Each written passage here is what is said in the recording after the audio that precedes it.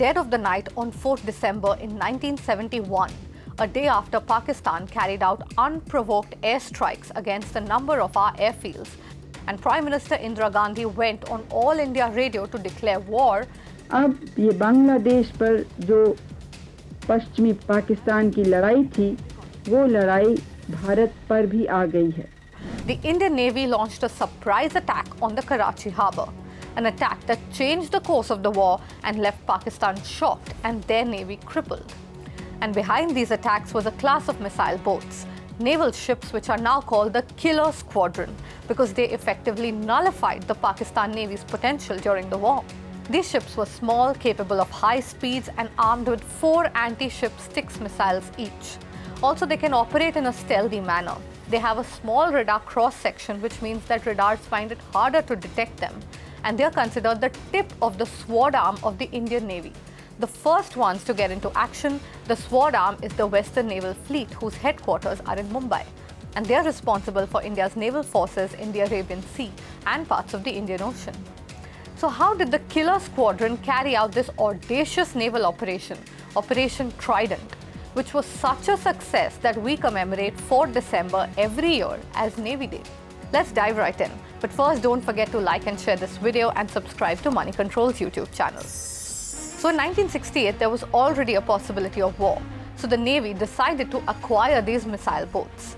They were called OSA-1, and OSA means wasp in Russian because these boats could sting. They were designed to outmaneuver enemies due to their speed and conceal themselves, all the while carrying powerful weapons.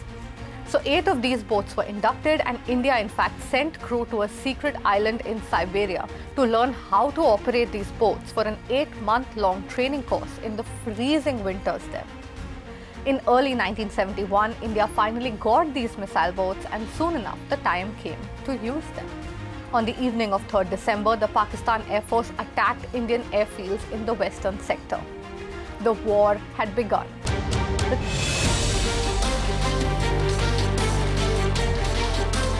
thing was that nobody expected that these boats will be used for offense. Everyone thought that they'll mainly be used for defense, and that turned out to be a masterstroke. It was now go time for Operation Trident. 2 of India's missile boats, INS Nipat and INS Veer, were pressed into action. But there was one drawback of these boats. Since they were small, they had a short range. So they actually had to be towed at night till Okha, which is off the coast of Gujarat. And INS Nighat, the 3rd missile boat, was already waiting there. It was already on patrol there. So the mission task group had a total of the 3 missile boats. It had 2 anti-submarine corvettes, INS Kiltan and INS Kachal, and there was also a fleet tanker to help them with refueling near the Gujarat coast. But there were 4 factors which actually created a huge challenge for our naval forces. First of all, these ships had been newly inducted in the Navy, right, when the war broke out, because they were brought in from Russia, which was USSR at the time, and our forces were dealing with these new boats and tactics which were being used for the first time. Second, the night of 4th December in 1971 was a full moon night, so there was danger of Pakistani marine aircraft surveillance. Third, the Indian Navy had to do it first and do it right, because they wanted to lock Pakistan right at the start of the war. And the fourth one was how to come back after the attack, because these ships are fast, but they had to attack and escape as soon as possible, as fast as possible. So there was no room for error, and port maintenance was extremely crucial at the time. Also, Karachi harbour was the stronghold of the Pakistan Navy, so its defense was extremely important to them. They had some of the best defense that Pakistan had to offer, along with cover from strike aircraft at 2 airfields in the area. So late on the afternoon of 4th December, the Indian naval ships, they set sail in an arrowhead formation. They kept changing course with the help of radar inputs from INS Kiltan so that they wouldn't be detected. There was radio silence, barely any communication. They wanted to arrive near Karachi by 10 p.m. to carry out the attacks at midnight.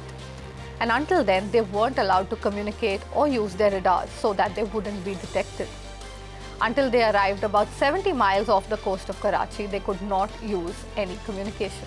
In fact, some of the sailors and officers on board actually communicated in Russian so that it would be harder for Pakistan to identify and intercept them.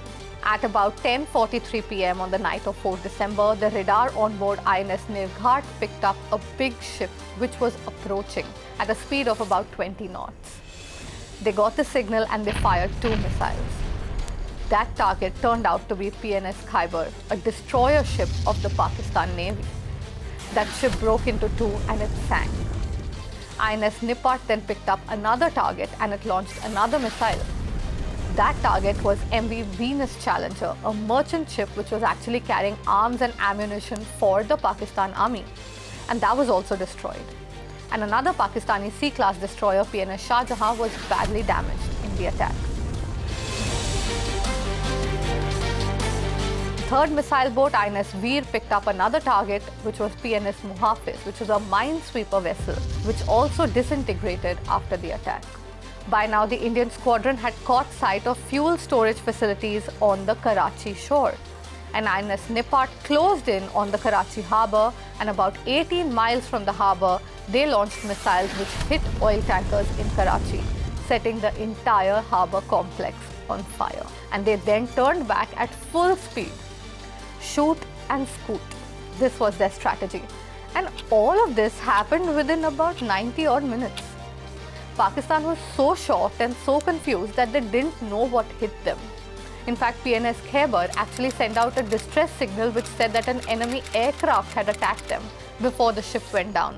Success signal by the Navy was codenamed Angar, which conveyed the message. The operation was successful. But then came another critical part. The missile boats had to get away before the Pakistani Air Force could target them. So the ship sped back towards Saurashtra off the coast of Gujarat. In fact, due to a problem with the machinery, one of the missile boats, INS Veer, actually had to reduce its speed to effect repairs. Pakistan actually tried to strike our ships, but they ended up destroying one of their own warships. Soon enough, the ships, they arrived at the Saurashtra coast, they refueled on the 5th of December, and they were back in Bombay on the 6th of December. The ships proudly returned with the word killer, which was prominently painted on the side of the ship, and they were given a hero's welcome when they came back. With no casualties on the Indian side, Operation Trident was considered to be one of the most successful in modern naval history. As of today, India has 7 such ships in the killer squadron, and the squadron was awarded the President's Standard last year as it completed 50 years of service to the nation. Hope this video gave you an insight into why 4th December is marked as the Navy Day every year. For more such videos, stay tuned to Moneycontrol.